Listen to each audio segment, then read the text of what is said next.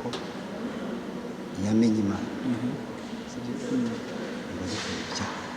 nta muntu ushobora kwemeza we yamenye Imana wagikora ibyaha sibyo umuntu wese ukora ibyaha si uw'Imana n'igisubizo kirajya gusa neza n'icya Filipo n'icya Nataniya basubiza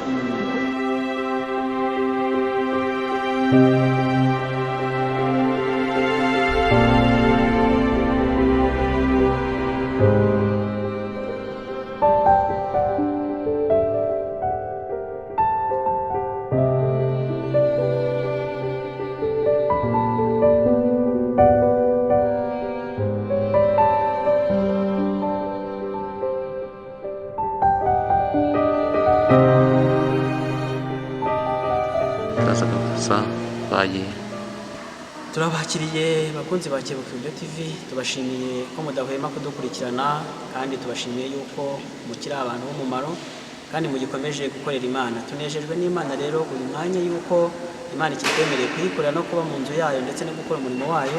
Kuri Kebuka Ibyo TV turacyakomeje ya gahunda n'ubundi twihaye yo kubana n'abantu b'Imana no gukora umurimo w'Imana.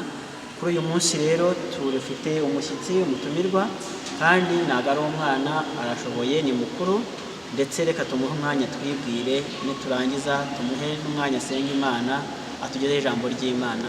Karibu. Imana kandi natubashimiye kuba kutumira duhaye Kebuka Ibyo TV umwanya wo kuganira ijambo ry'Imana. Nitwa Ronald Ruhambo, Imana ku mudugudu w'Ikavumu muri paruwasi ya Nyanza mu itorero rya Kavumu. Hanyuma mbarirwa cyane umuntu witwa Sefu ukorera umurimo w'Imana muri Iraq ishami ry'i Nyanza. Hanyuma nk'uko dusabye n'uko dusenga Imana dukomeze tuganira ijambo ry'Imana n'uko Imana dukize ku mutima. Guhora ku Imana turagushimiye Mu izina rya Yesu. turagushimiye kuko ntabwo twareba ibyo ubasha gukora ariko hari n'ibyo wisiga ku giti cyawe twareba gutandukanya ibihe. Turagushimiye kuko ari wowe utuma bwira ugatuma bucya, tunagushimira ko watanze uburyo bwinshi umwami bwacu twese bw'ibirori, utanga social media y'igihugu cyo mu ijuru, utanga n'ubushobozi n'ubwenge. Bene data bashyira ishyaka ryo kubasha gukora umurimo. Tukigera aha ngaha umwami twese tuzavuze uri hagati muri twebwe, ubutware bw'Imana n'umwuka w'Imana tuyobora. Abakozi bakarama kuri Imana yacu mu izina rya Yesu. Turasabira umugisha abantu bemerera gukurikira Kebuka Ibyo TV, kandi tugasabira umugisha mwebwe mwagize igitekerezo, tugasaba tuti ukuboko kwiza kw'Imana muri ijuru isi kubane nawe, tubaherekeze mu bikorwa byanyu byose. Ndimo ndavuga nti isi iri mu buryo bw'iterambere, hanyuma social media akenshi zirimo zirakora ibintu by'iterambere mu buryo bw'isi, ndetse usigaye usanga bashishikajwe cyane no kuyobya abantu no kuvana abantu ku Mana. Ariko mwebwe mwagiye mugerageza mugafata iya mbere mukagerageza gushaka kwamamaza ubutumwa bwiza muciye kuri social media. Ni ukuri kwiyera n'ijuru hose Imana ikaba ikugenzi izabarangaza imbere, izabashoboze mu bushobozi bwayo kandi muri bizi ko ari bwinshi. Izabane namwe ibagure mu buryo bwa finance, ibagure mu buryo bw'ubumenyi kugira ngo ubutumwa bwiza bwamamare. Sibyo? Numva aricyo kintu mwiza guhera kubanza kubisaba umugisha ndetse no gusaba umugisha abantu bakurikira Kebuka Ibyo TV umunsi ku munsi. Hanyuma rero tugarutse kuri iki gihe cya none, ni icyigisho nahaye umutwe uvuga ngo inzira ijya mu ijuru. Inzira ijya mu ijuru mu buryo rusange, inzira tuzi icyo bisobanuye. Mpereye mu buryo rusange bwagutse, inzira hari inzira dufate z'imihanda mikuru, imihanda yo mu rwego rw'igihugu irazwi, imihanda ya kaburimbo iva Nyagatare ukaza ukagera i Kigali ugakomeza ukagera za Rusumo Prito cyangwa se za Kukanyaru. Iyi mihanda migari murayireba. Hari n'imihanda yo mu rwego rw'uturere, hari n'utuyira utu twitwa ngo ni inzira zo muri karitsiye, sibyo? Ariko hari inzira ijya mu ijuru. Iyi mihanda ifite uburyo yagiye ikorwamo, hari iyakorwa n'amamashini kandi urayizi ukuntu ihenda, hari iyagiye ikorwa n'amaviyupi nayo ajya gukora imihanda, ariko uyu muhanda ujya mu ijuru, inzira ijya mu ijuru yateguwe na Yesu wenyine. Haleluya. Iyi nzira yateguwe na Yesu niwe uyibashisha abantu bayijyamo, kandi mu buryo busanzwe niwe utoranya, agatoranya ati ngwino dore inzira, sibyo? Iyo nzira rero ukwiye kuyikomeza kugira ngo nk'uko yabibwiraga abatomasi urazi ko yavutse mu buryo busanzwe bw'abantu arerwa nk'abantu nk'uko natwe twarezwe mu mafamiye noneho arakura intekerezo ageze ku myaka 30 we yafashe umugambi wo gusohoza ubutumwa bwiza mu isi nk'uko misiyo yari iteye yabitangiye afite imyaka 30 abikora imyaka 3 muri imyaka 3 rero yagerageje gutora abigishwa n'intumwa muri izo ntumwa zari 12 mu batoyemo harimo Tomasi na Filipo muri abo bagabo 12 noneho iki kiganiro rero yakigiranye nabo babiri Filipo na Tomasi noneho arababwira muri ya marenga yajyaga akunda kubabwira mu marenga aca imigani aravuga ati ariko birakwiye ngiye kugenda ngiye kubategurira ahantu kugira ngo aho nzaba namwe muzabeyo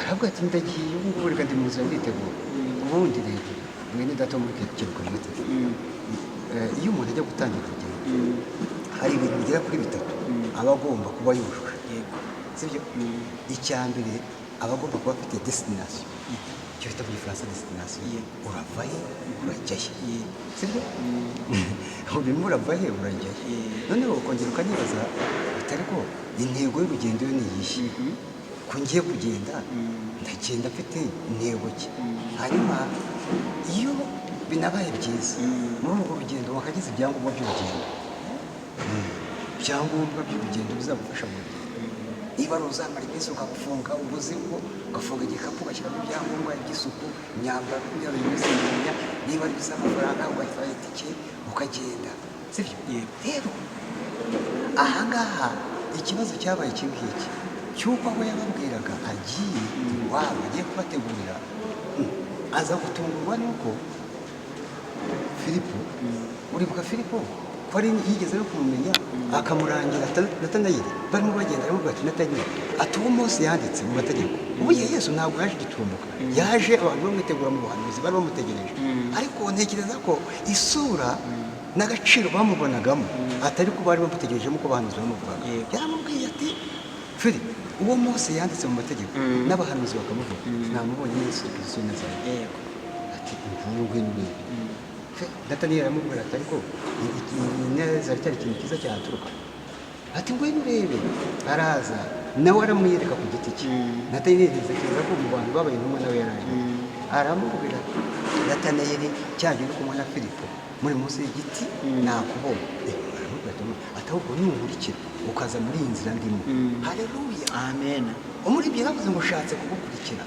sibyo ushatse kugukurikira ubundi iyi nzira turimo Yesu ni utuyoboye ukuvuga ngo ugomba kugenda ukurikiye ikirenge cya Yesu ashengura ugashengura igihugu aho ngaho noneho na misiyo y'urugendo kuko ubundi ni umuntu agiye kuvuga ubutumwa ko ati vanga uyangaha aguha n'impamvu z'urwo rugendo n'ikikujyana niwe rero ayo misiyo y'urugendo tuyisanga abakristo bose bafite gahunda yo kujya mu ijuru bayisanga mu butumwa bwiza bwa Yesu Kristo bwanditswe na Matayo ibice 28 umurongo wa 17 aravuga ati mugende aguhamagara genda ubwiriza abantu ubutumwa bwiza sibyo ngiyo misiyo ubwiriza abantu ubutumwa bwiza impande zose z'isi sibyo iyo misiyo rero Kristo yaduhaye yirangiye ukayirangiza neza burya aragucyura igituma kiri aha ngaho gikora nuko mu mwaka wa 2022 misiyo yawe ari yo kuvuga ubutumwa bwiza kuri tekiniki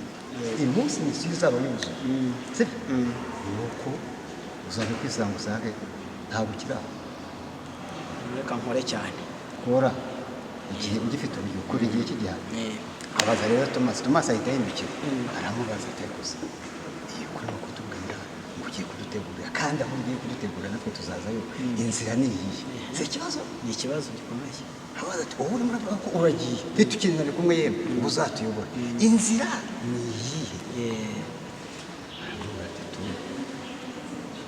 ati ni igenzi ariko muri ibyo bisubizo bisobanutse ni igenzira ntawe ujya kwa data atari ijya umujyana ati ni igenzira ntawe ujya kwa data atari ijya umujyana rero bene data bakurikiye ikintu umuhanuzi Yesaya yahanuye ibya Yesu Kristo yatanze nk'umurongo dusanga mu bice 35 by'umuhanuzi Yesaya umurongo wa 8 yaravuze ati hazaba inzira nyabagendwa iyo nzira izaba ari iyo kwera.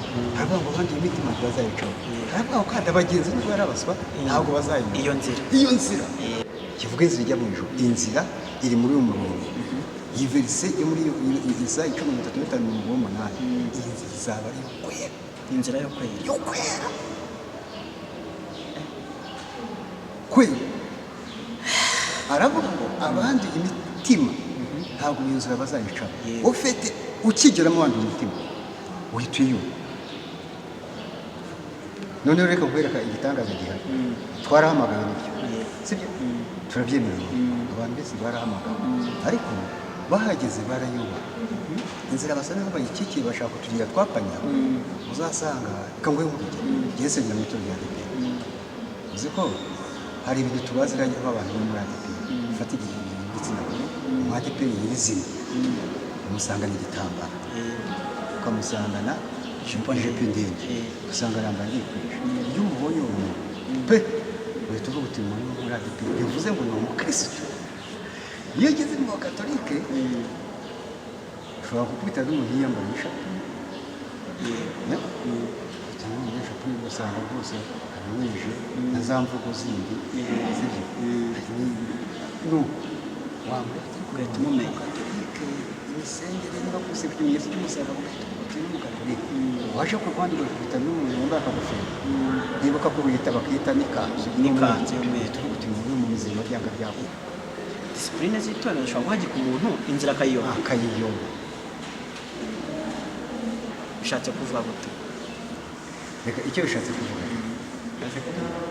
ko hari igihe abantu bibwira ko dufata urugero uburyo bwiza Yesu yabivuzemo. Yaravuze ati aba bantu baramubaje batari ko bagukurikiye mu nzira.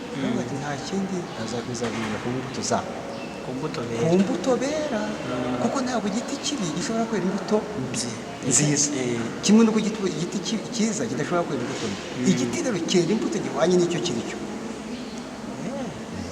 Noneho rero utitaye ku mirimo dukora ubu usibye na ya myambaro tuvuge n'ikindi uzi ko ari igihe n'impano za mpano Imana iha abantu impano z'umwuka nazo zishobora kuyobya abantu.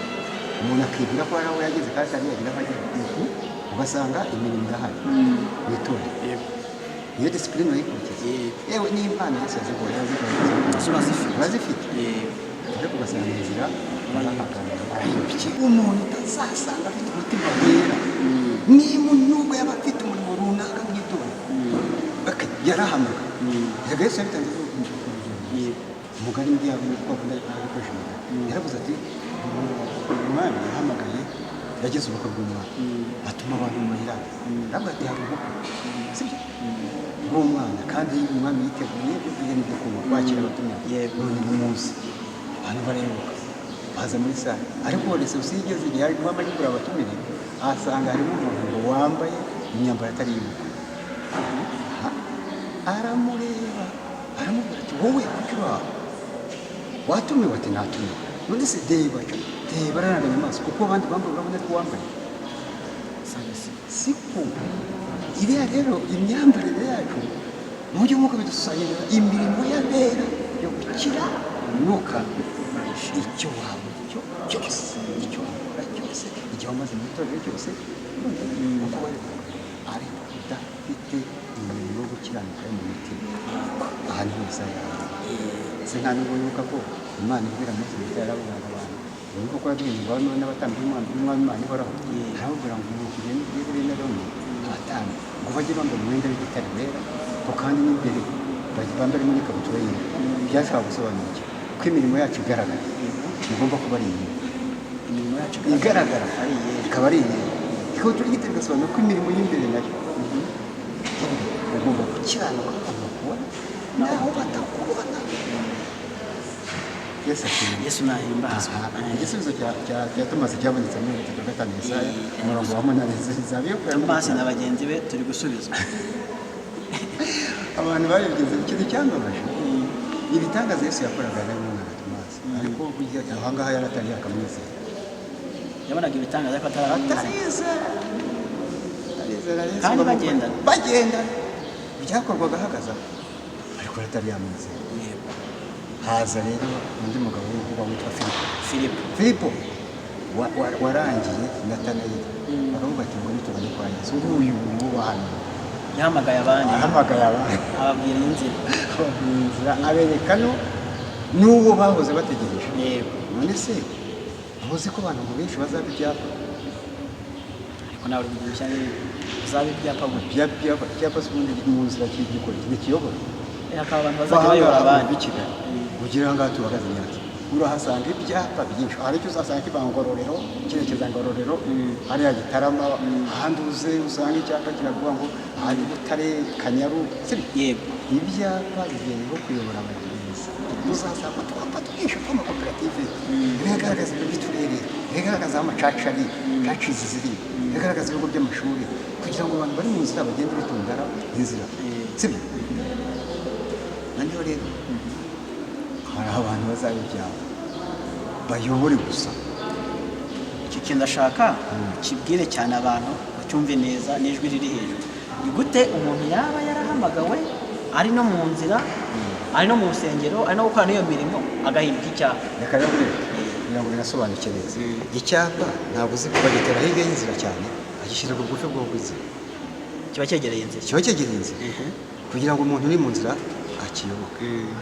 icyapa rero ushobora uyu munsi siti kuri Kibuga TV uyu munsi ubundi icyapa kuko aya magambo ndimo kuvuga nayobora abantu yanze sibyo ubundi icyapa ariko icyapa gishobora kugira umumaro cyangwa se n'ikinawugira kuko icyapa ubundi usanga gihagaze gike aho cyagahagaze ejo uzagaruka kugeza nk'ikiyobora abandi yego sibyo ndabyumva ibyo. hanyuma abagenda bakaruka bakabatuke nanisigaje urugendo rungana uko nguko ngeze wenda ngiye Nyanza ngeze ku Ntenyo ibirometero bisigaye n'ibiranga n'iki ngeze ku Gasoro ngeze wagira umuganda muri tuvuga ngo murakaza neza mu karere ka Nyanza ahantu bagana nabo ninjiye muri Nyanza nyine noneho rero icyo nashatse kuvuga ngo icyapa kiraho ni mobile ikivaho kiri sibyo aho gihagaze niho gisobanuriye ibikurikiyeho ntabwo kibona ndabyumvise ibyo ngewe intambwe gihagazemo niho kiri intambwe zikurikira aho gihagaze ntabwo gishobora kumenya ibihari ngo bizanwa n'ikindi cyapa kigikurikiye nacyo kibarangira ikindi kugeza igihe umugenzi azagendera ahagaze. umukristo nyine we yamera gutyo byateye gutya iki cyatuma umukristo nawe amera gutyo akaguma ahantu hamwe akaba yenda nawe atazi ibiri inyuma cyangwa atazi ibyo ari kurangira abantu nabwo umukristo byamubaho. ni ikihe kintu cyabitera umukristo nawe amera gutyo? reka mbikwereke uyu munsi abantu baravuga ubutumwa mu buryo bugiye butandukanye baririmbyi abanyamasengesho bashobora kuvuga ibya Yesu ariko bitagufashemo ukabwira abantu kumukurikira kandi ukabaha distance ukavuga ati murava aha mujye aha murava aha mwerekeza inzira bajyanye mu ijuru ariko inzu utayirimo ntabwo ngamije kuvuga niba tuko by'ukuri inzira ijyana abantu mu ijuru yo gukiranuka ni ukuvuga ngo umuntu wese uvuga ubutumwa ayobora abantu badakeneye n'icyapa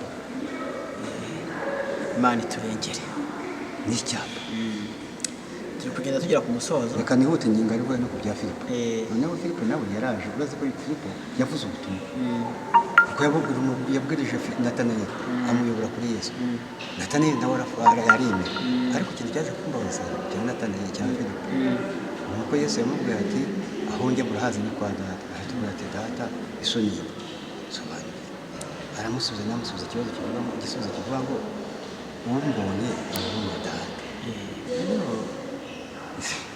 umbonye abonye data abonye data ijambo ry'Imana rikatubwira ngo nta muntu ushobora kumenya umwana atamubwiye na se kimwe yuko nta n'umuntu ushobora kumenya umubyeyi data atamubwiye n'umwana kuvuga ngo niyo umaze kumenya Yesu aguhishurira n'Imana sibyo noneho reka turebe ubundi biritubwira iki biratubwira ngo urukundo turabana n'Imana turazerekana nacyo gisubizo yahaye Nikodemo aramubwira ko kugira ngo bakatuma n'ibintu icyo byawe n'umubiri icyo ni umubiri ariko icyo byawe n'umwuka icyo ni umwuka tugomba kubyagura n'umwuka n'ijambo ubwo butumwa bwiza bwakugeraho sibyo ugatangira kubwinspira kandi ubwensipira niko bugenda buguhindura ngo kuko umuntu avuka rero noneho nta muntu ushobora kuvuka ngo ayoberwe uwamubyaye. birumvikanye maze kuvuka iyo umaze kuvuka umaze kuvuka uhita umenya uwakubyaye mu buryo bw'umwuka rero mu buryo bw'umwuka rero ushaka no kumubona ntabwo ushobora kuyoberwa nubwo muba mutabana yakareka urahanyinaza nyoko ashobora kumwisha mu abana bagira ibibazo byo kutabyara kutamenya ababyeyi ariko aho uzakurira ukanamubwira imbere mubyeyi cyangwa yanabikwisha ukazabishaka kandi ukashyira ukabimenya ariko mu buryo bw'umwuka iyo umuntu amaze kuvuka Imana ubwayo iramugaragaza iramwigaragaza noneho rero soze rero iri jambo ryanditse mu nzandiko za Yohana rivuga ngo nta muntu ushobora kuvuga ko yamenye Imana ngo azikore ibyaha. Nta muntu ushobora kwemeza ngo yamenye Imana ngo azikore ibyaha. Sibyo? Umuntu wese ukora ibyaha si uw'Imana. N'igisubizo kirajya gusa neza n'icya Filipo n'icya Nataniya basubiza kuko byose bishingiye kuva yimbukira kuri uwo musozi w'ibyaha ukajya mu nzira yo gukiranuka kandi ubanyamijwe murakoze ngaho kandi mwifite gutambutsa ngaha n'ubu Imana rero guha umugisha turagushimiye kandi tuguhaye ikaze n'ubutaha uzagaruke. Reka turi mu gusoza n'ubundi dusenge tubwire Imana idufashe ndetse ifashe n'abakunzi ba Kibuye TV n'abandi bantu bose bazamenya iki cyigisho yuko inzira ijya mu ijuru ari inzira yo kwera kandi ko nta muntu n'umwe ubasha guhamya yuko azi Imana kandi akibasha gukora ibyaha. Reka dusenge. Mana turagushimiye mu izina rya Yesu, tugushimiye imirimo n'ibitangazo by'udukorera, tugushimiye n'ijambo ryawe tumaze kumva, dusabiye umugisha umukozi wawe umaze kurituganiriza kandi tugira ngo iri jambo ryawe abantu bose bagende baryumve kandi ribe rigari muri bo ndetse bagwize imbaraga z'umutima birinda ibyaha kugira ngo ino nzira yo kujya mu ijuru kuko dusobanurikiwe neza yuko ari inzira yo kwera kandi nta muntu n'umwe wabasha kuba akazi Imana agikora ibyaha. Dushyigikire rero duhe imbaraga z'umutima kandi imbaraga zawe zibane na buri muntu wese kandi abakunzi ba Kibuye TV bose aho bari babashe kugwiza imbaraga zo kwirinda ibyaha kugira ngo bagume muri ino nzira ijya mu ijuru. Turagushimiye turagembaje kuri Imana, tugushimiye yuko udukunda kandi ukomeje kudukunda, ni mu izina rya Yesu Kristo bisabye amen. Turagushimiye rero Imana igumugisha kandi n'ubutaha tuzabana n'abandi bose bakomeze banatwe. Bakunzi ba Kibuye TV rero turanezerewe kandi turakomeje gahunda nk'uko twayihaye dukorera Imana kandi Imana y'amahoro n'urukundo bane nawe mu izina rya Yesu amen.